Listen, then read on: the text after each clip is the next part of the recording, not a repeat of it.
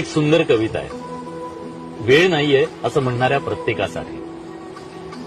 12 तासाचा प्रवास 4 तासांवर आला तरी माणूस म्हणतो वेळ नाही. 12 माणसांचं कुटुंब 2 माणसांवर आलं तरी माणूस म्हणतो वेळ नाही. 4 आठवड्यांनी मिळणारा निरोप आता 4 सेकंदात पोहोचू लागला तरी माणूस म्हणतो वेळ नाही. घरात वर खाली जाणारा वेळ, श्रम, वेळ लिफ्टनं सेकंदावर आला तरी माणूस म्हणतो वेळ नाही. कधी दूरच्या माणसाचा चेहरा पाहण्यासाठी 6-6 महिने लागायचे. आज एका व्हिडिओ कॉलवर माणसाला पाहू शकतो, पण तरी माणूस म्हणतो वेळ नाही. बँकेच्या रांगेत तासन तास उभं राहायचो, आता मोबाईलवर काही सेकंदात व्यवहार करतो तरी माणूस म्हणतो वेळ नाही. एकेकाळी काही आठवड्यांचा कालावधी लागणाऱ्या आरोग्य तपासण्या आता काही तासात होतात तरी माणूस म्हणतो वेळ नाही. ऍक्टिव्हा चालवताना एका हातात हँडल, दुसऱ्या हातात मोबाईल, कारण थांबून बोलायला वेळ नाही. ट्रॅफिक जाम झाला की 2 लेन ओलांडून तिसरी आपण तयार करतो, कारण वेळ नाही.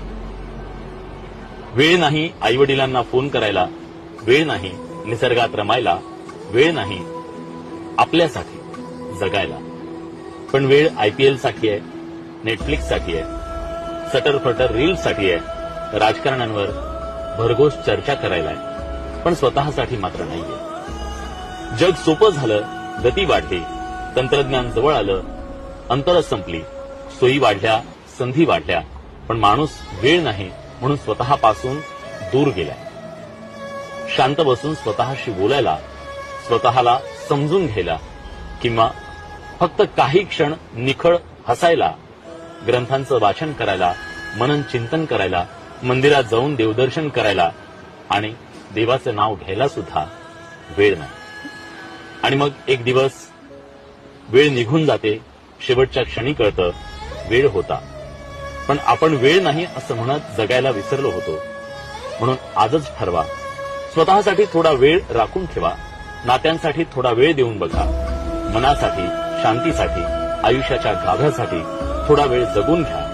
कारण वेळ नाही हे सत्य नाही, ते फक्त एक कारण आहे मित्र.